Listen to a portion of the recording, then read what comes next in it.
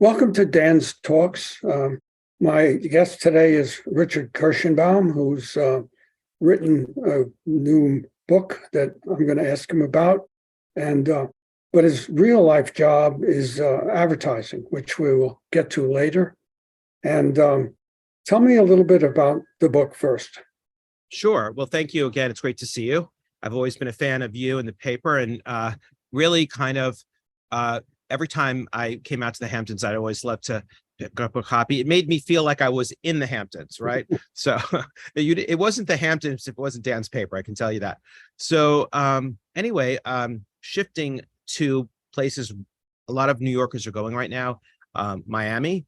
The book is called North Bay Road, and it debuts on, the pub date is May 16th of this month, and very excited. It's getting a lot of attention.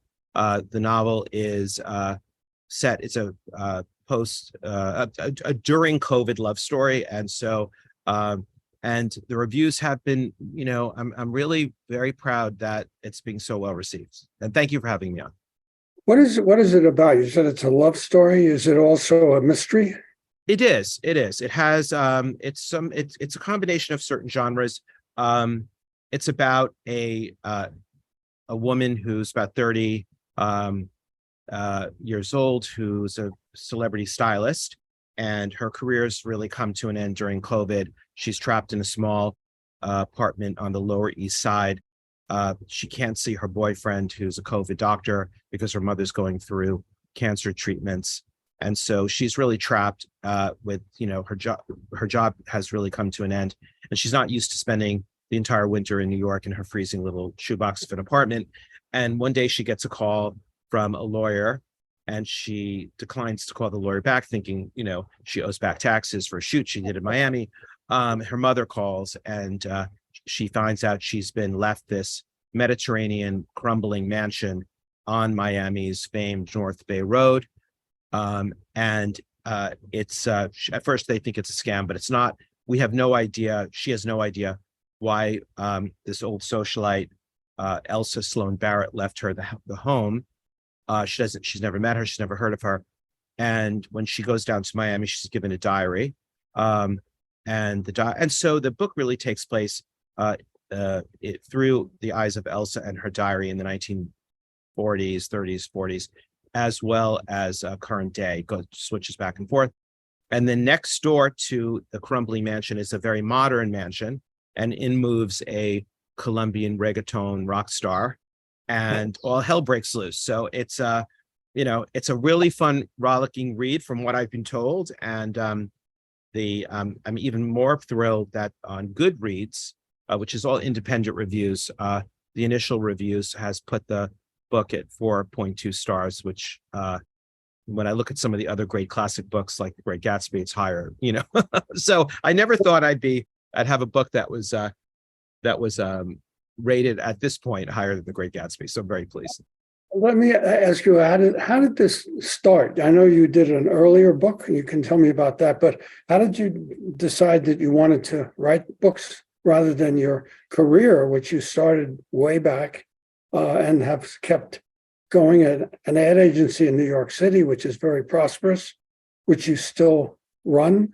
What decided you'd like to move into another world here? Well, I view it all the same. It's sort of like a virtuous circle of creativity. And I never viewed, I was always a copywriter by trade. And so a lot of the people that I know have been mentors to me in the business have gone on to do some great writing. I mean, the late Phil Duesenberry wrote The Natural. And he, I spent some time with Phil when he was alive. May he rest in peace.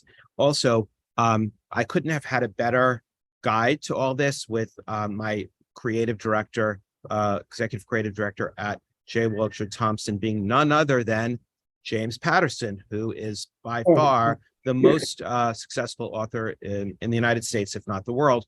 And so James was my executive creative director. He hired me when I was very young. And I think James, really set the world on fire, and certainly was an inspiration to me. So I thought, listen, I may not be as successful as James Patterson, but hopefully a pretty good writer. And keep writing. So I love to do that. So, talk about the agency that you founded back in the day. Yes. So when I was in my mid-20s, I founded an agency which I sold to a public company called Kirshenbaum Bond and Partners. By the time we sold it, it was the largest independent agency in the United States. And we, we're known for well-known campaigns for Snapple, made for, Wendy the Snapple lady, made from best stuff on earth, to Target, bringing Target some fame, Hennessy, Moët Chandon, BMW, things like that. When we sold the agency, I stayed on as chairman. And then 2 years later, I founded my second act, which is called SWAT by Kirshenbaum. And it's a company that invents and reinvents brands, of which many of our clients give us equity now in those brands. I also have a fund called SWAT Equity, where we invest in brands. And what I like to say about my business is, after all these years, is lucky enough that I work with the world's most interesting clients, and I get to invest in the world's most interesting companies. And I get to write. So it's a pretty damn good gig. I have to tell you that. Well, what I read is about something about guerrilla advertising, which they said you were instrumental in bringing into the fray back in the day. Tell us a little about that. Well, I think that was really interesting because we sort of bridged the gap between the Mad Men era and the digital era. And so we really did in those days invent some really fun things. We really invented street stenciling. In the advertising business, we had this small client, Bamboo Lingerie, and we did street stencils. It said, "From here, it looks like you could use some new underwear." Signed Bamboo Lingerie, things like that. But of course, other people try to rip us off, but they didn't understand they had to use washable paint, so they were arrested. And then we invented for Snapple. We did a launch of a specific flavor called Mango Madness, and we stickered hundreds of thousands of mangoes with stickers like the Chiquita banana stickers that said "now available in Snapple." And so a lot of the guerrilla advertising that we did was pre TikTok and Instagram, but got an enormous word of mouth. And so I would say that we sort of invented word of mouth advertising. Our first ad many years ago for which was a legendary ad for Kenneth Cole, was the first ad not to even ever feature a product. So it was during the Imelda Marcos shoe spree years where the ad said, Imelda Marcos bought 2,700 pairs of shoes. She could have at least had the courtesy to buy a pair of ours. And it was signed by, Kenneth. So I think that, we pioneered the use of alternate thinking. And I still use that to this day. So, I always like to use high concept as a way to be involved in the projects I work on. So if I feel nothing I've ever done, even in terms of the writing, I feel has been done before. If it has been done before, I don't really want to do it. So it's, every concept is new and different.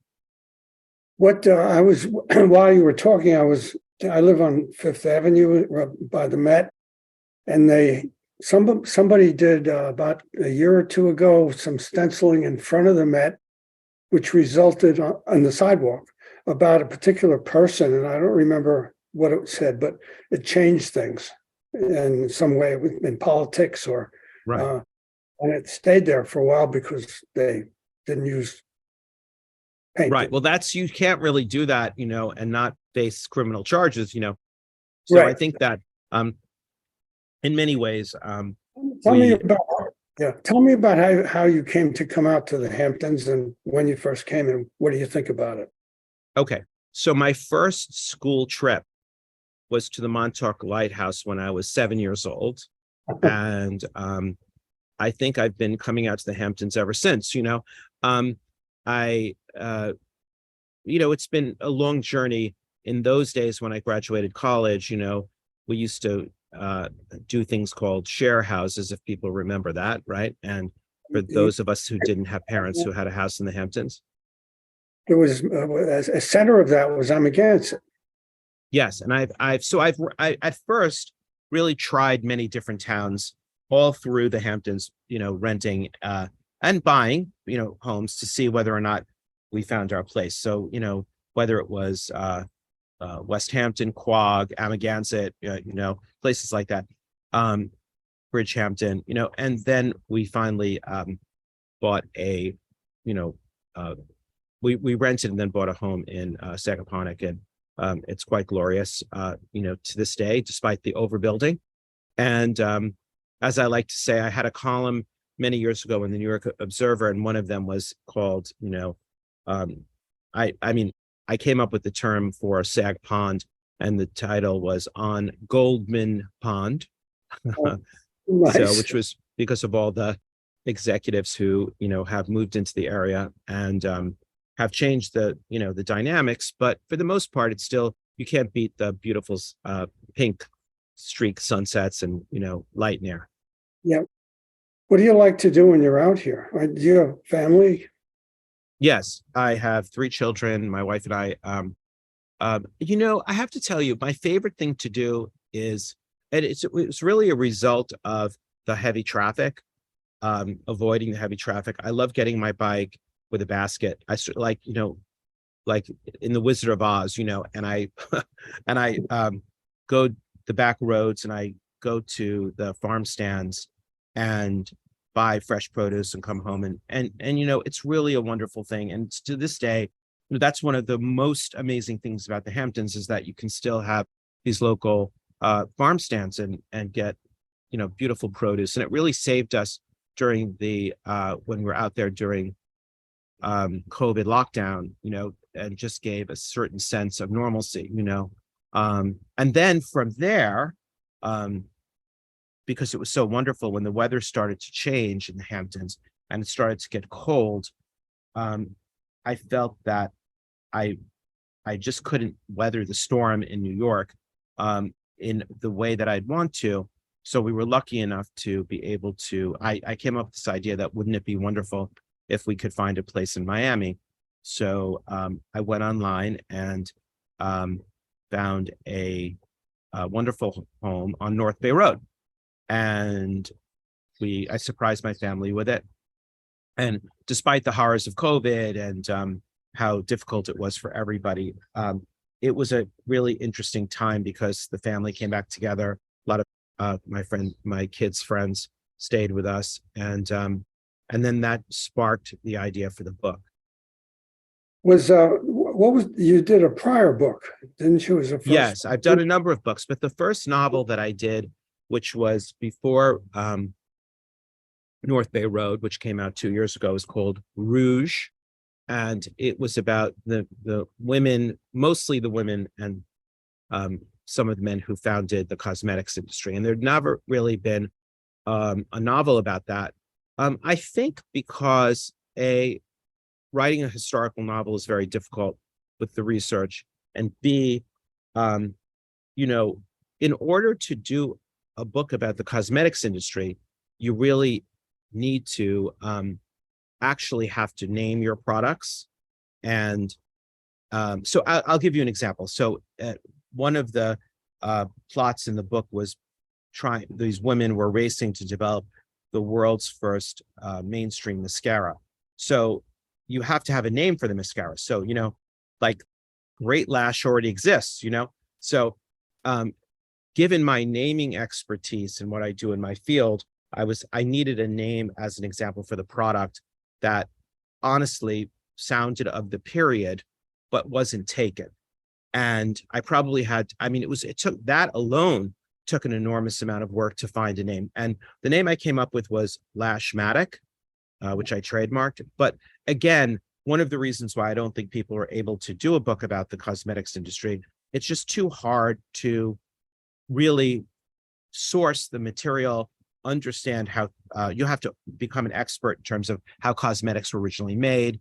The original recipes for mascara were made out of coal and even some lye, which blinded some people around the turn of the century. So I would say all of that research is something one has to do if one's going to write a novel. And so seriously, the idea also of Miami has an enormous amount of research about Miami's history, in addition to the actual characters in the book. And Miami is a character in the book.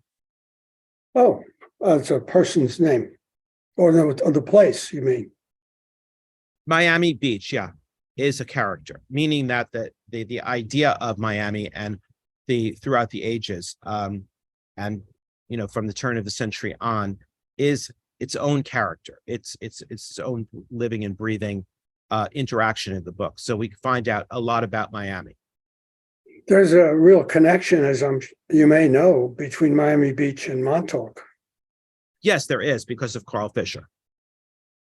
And they recently renamed the plaza in the center of town after him.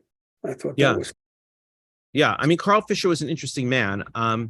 Unfortunately, his legacy is tarnished a bit by being a racist, but, I think that, which is in the book as well.